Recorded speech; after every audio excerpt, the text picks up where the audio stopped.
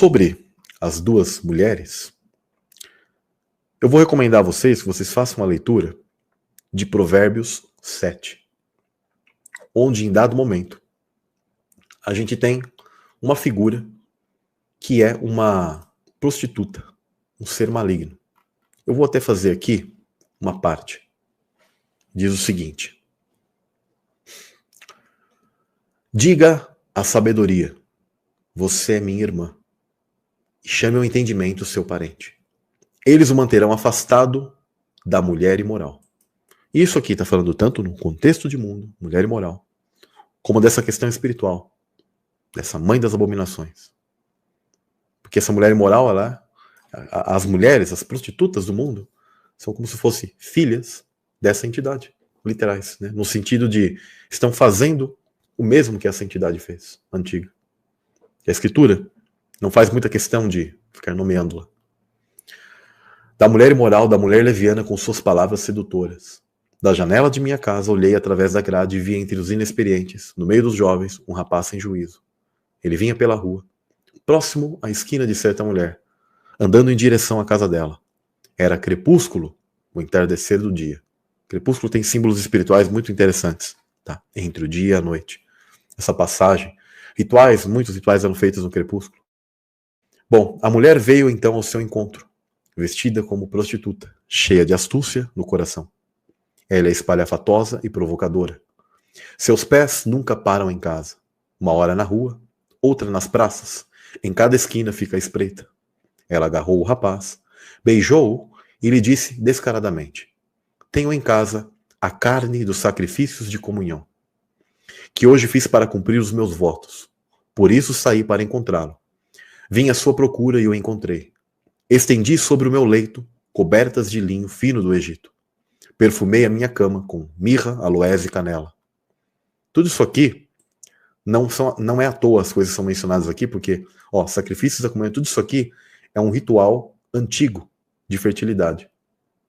Poucos sabem, né, disso. O pessoal às vezes lê isso aqui e vê meio como um poético, né? Mas isso aqui são rituais de fertilidade. Venha, vamos embriagar-nos de carícias até o amanhecer. Gozemos as delícias do amor, pois o meu marido não está em casa. Olha só, por que a própria entidade aqui, a própria figura de prostituta aqui, ela é uma que tinha um marido, mas não está em casa. Partiu para uma longa viagem. Levou uma bolsa cheia de prata e não voltará antes da lua cheia. Com a sedução das palavras o persuadiu e o atraiu com o doçor dos lábios. Imediatamente ele a seguiu, como boi levado ao matadouro, ou como cervo que vai cair no laço, até que uma flecha lhe atravesse o fígado, ou como o pássaro que salta para dentro do alçapão, sem saber que isso lhe custará a vida. Então, meu filho, aqui é uma mãe dando um conselho, pessoal. Ouça-me, dê atenção às minhas palavras, a sabedoria falando para não atender e não se render a essa outra mulher maligna. Não deixe que o seu coração se volte para os caminhos dela, nem se perca em tais veredas. Muitas foram as suas vítimas, os que matou são uma grande multidão. A casa dela é um caminho que desce ao Sheol, para as moradas da morte. Aí alguns apenas traduzem como sepultura e tal, como se fosse, mas aqui está falando de um mundo espiritual maligno, onde essa entidade está. Mas é interessante que a Escritura, ela dá o contraponto disso, onde ela fala, em Provérbios 31.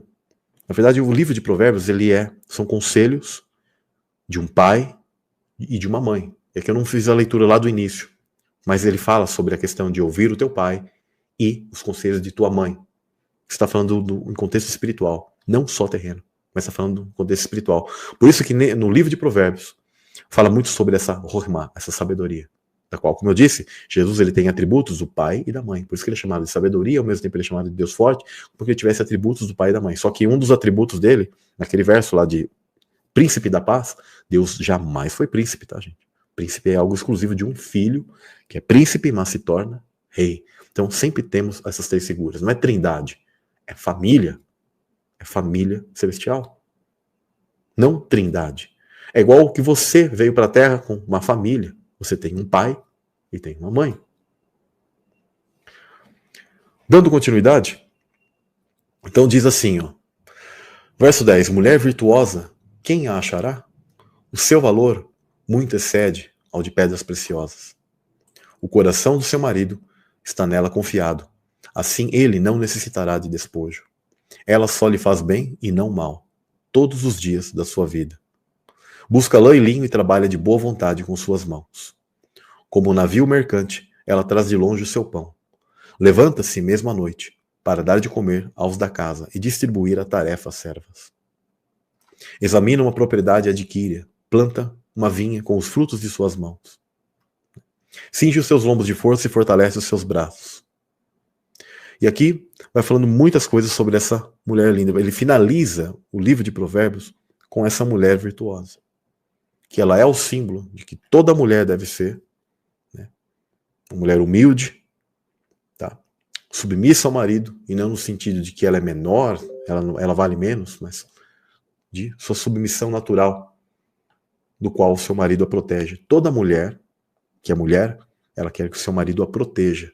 E todo homem, que é homem, quer proteger a sua mulher, a sua esposa. Esse é o natural, é algo que a gente sente.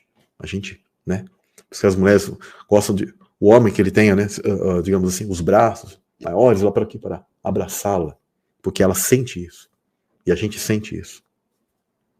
É algo natural que Deus lhe fez. O Eterno protege a rua. Por isso que a parte da revelação da mensagem, e eu sei que ela é difícil, ela não é para todos. E o Eterno, ele deixou isso para aqueles que têm a capacidade de entender. Quando Jesus, ele vai falar com Nicodemos, e ele fala dessa questão de nascer de novo, né? Vou aqui fazer a leitura rapidamente. Jesus disse: na verdade te digo que aquele que não nascer do alto não pode ver o reino de Deus. Você vai ter que nascer do Espírito Santo, da rua. Nessa nova realidade, você está aqui neste mundo como se fosse uma gestação. É uma gestação. Por isso que eu sempre falo para vocês, isso aqui, quando se romper, quando o firmamento romper, é um símbolo de uma gestação, de um útero. E aí disse-lhe Nicodemos, como pode um homem nascer sendo velho? Pode, porventura, tornar a entrar no ventre de sua mãe e nascer? Ele até pensou, vou reencarnar? Né?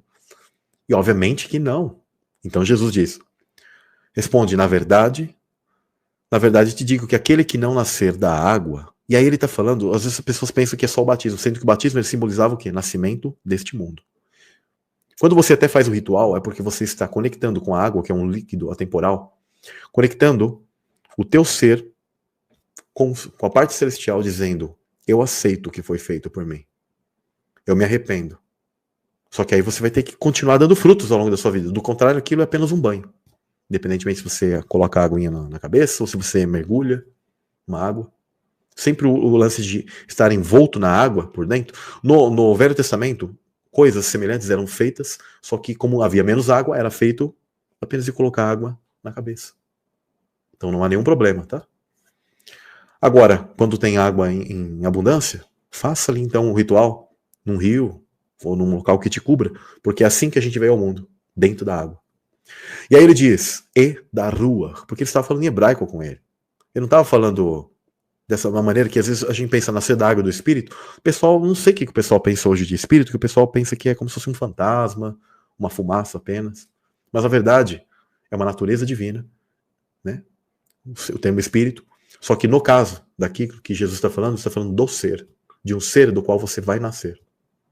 Nascer da água, uma mãe terrena. E nascer da rua, uma mãe do alto.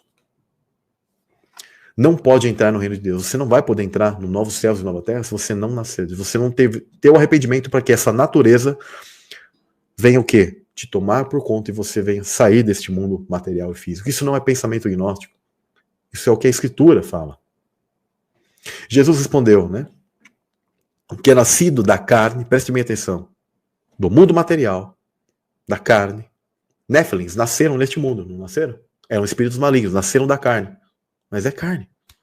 Agora, o que é nascido da rua é espírito, ou seja, é divino, é de natureza divina. Permanece, é eterno. Não te maravilhes de ter dito, necessário vos é nascer de novo.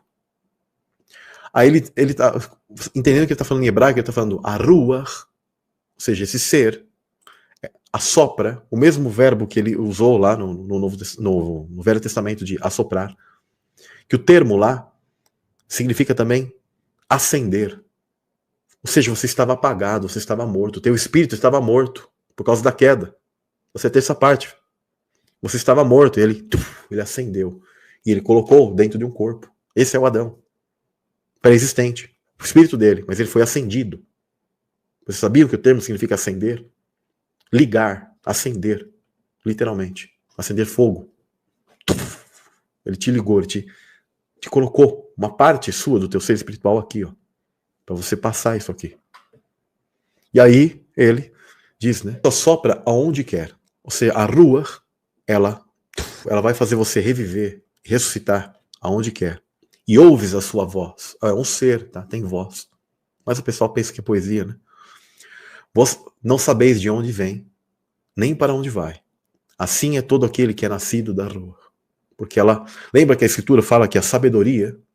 É que eu não li toda a passagem de Provérbios aqui para vocês, mas ela está buscando aonde ela pode repousar. Inclusive em Provérbios 8, há uma conexão aqui, eu sempre gosto de fazer leitura.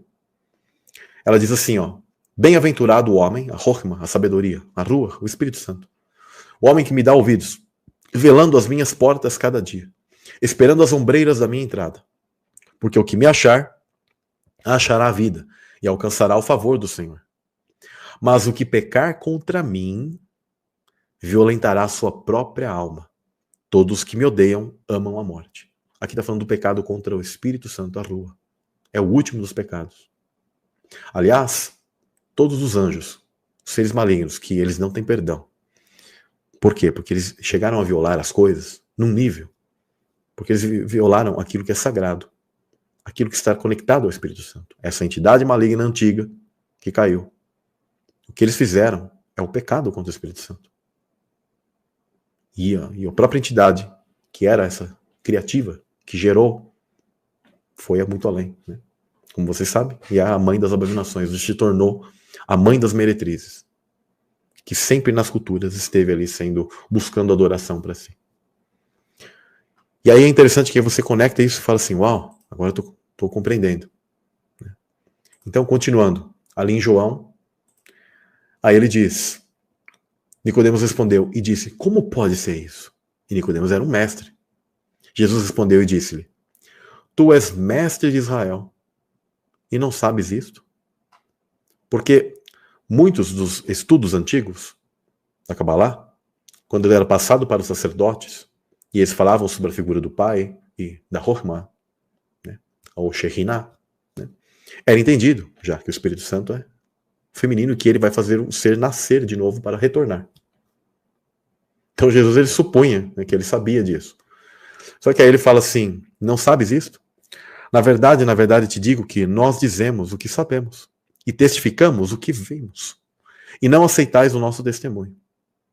Se vos falei de coisas terrestres, nascer, né, de uma mãe daqui, aí Jesus já captou, né, que aí ele diz assim, não crestes?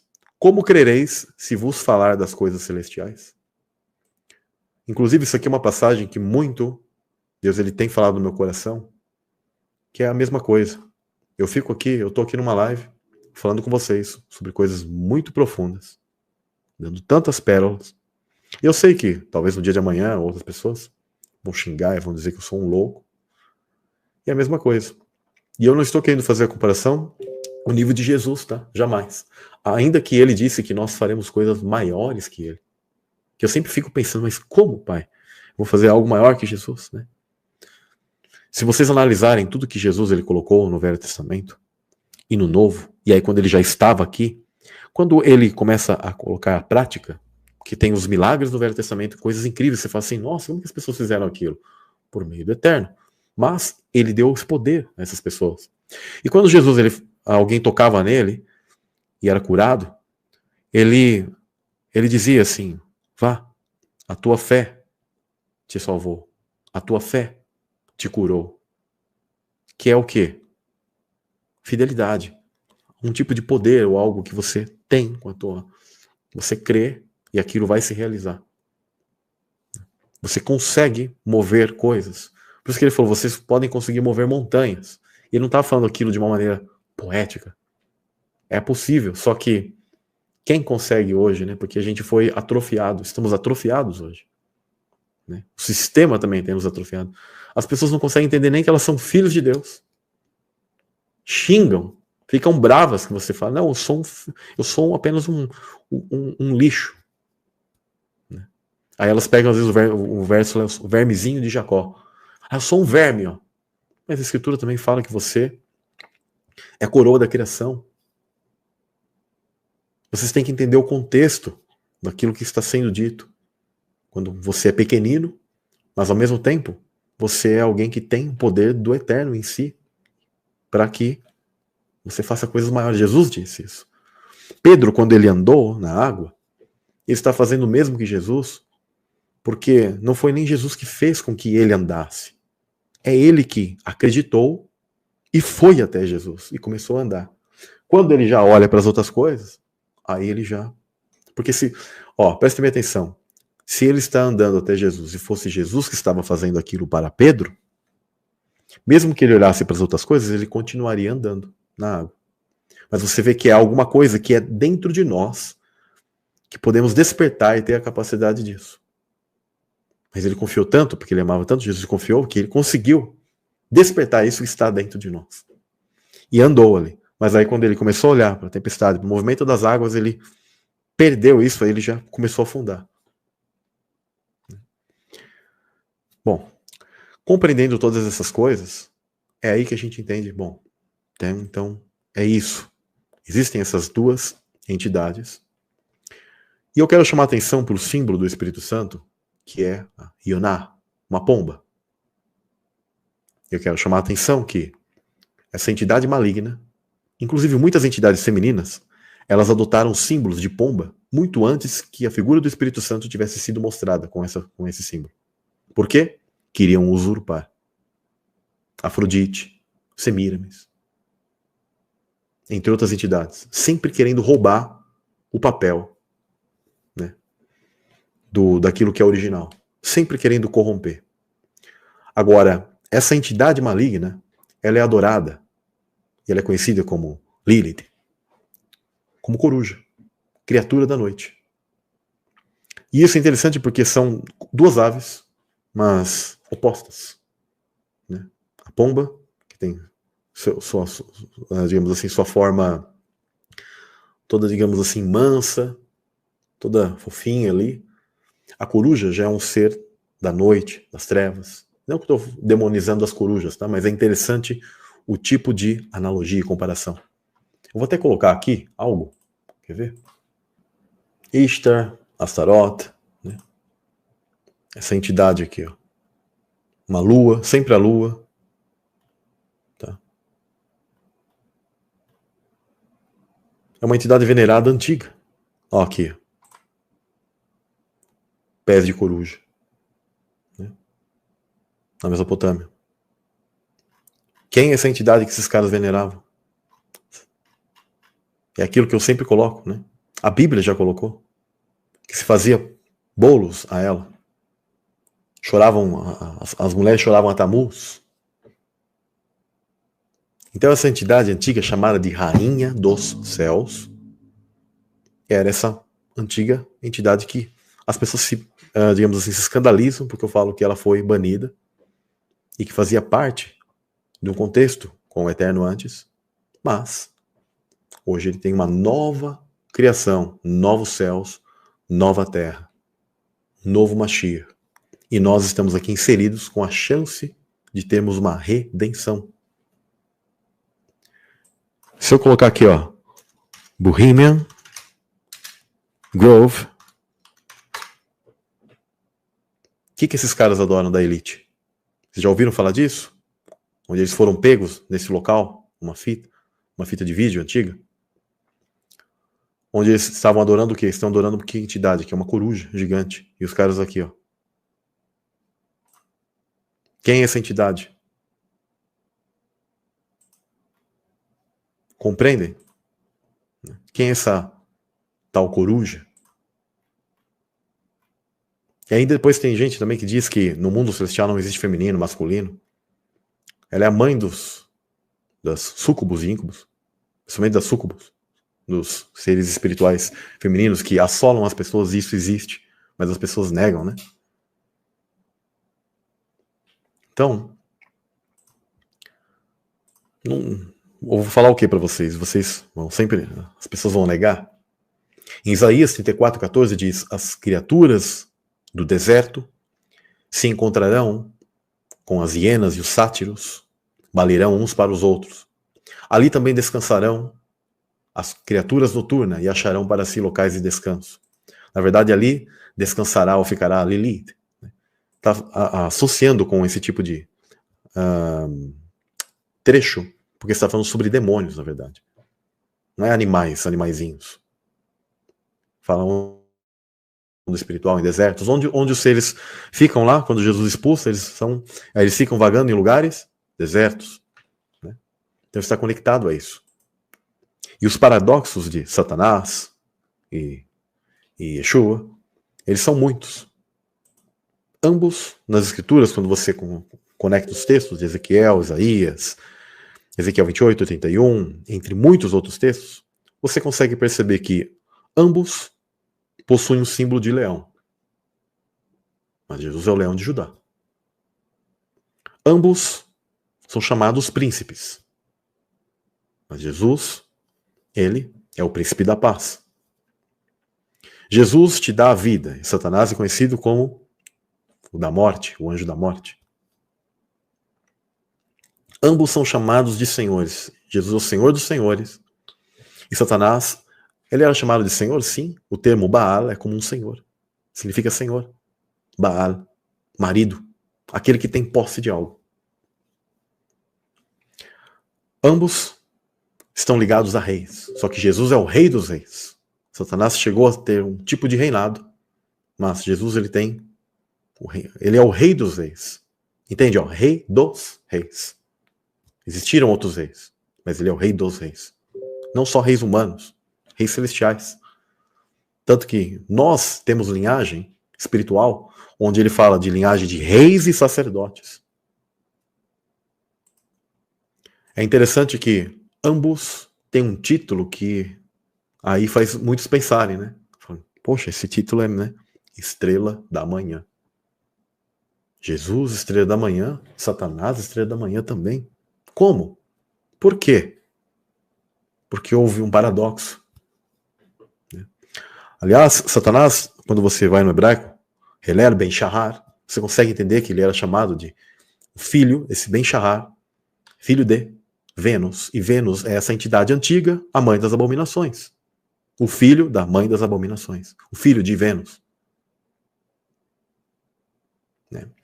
Então, é Bíblia, mas acho que são pontos que para muitos, né, escandalizam e as pessoas ficam ali meio que em choque. Sobre essa entidade antiga, tá? Por que a Escritura faz questão de mostrar a Babilônia, essa mãe das abominações?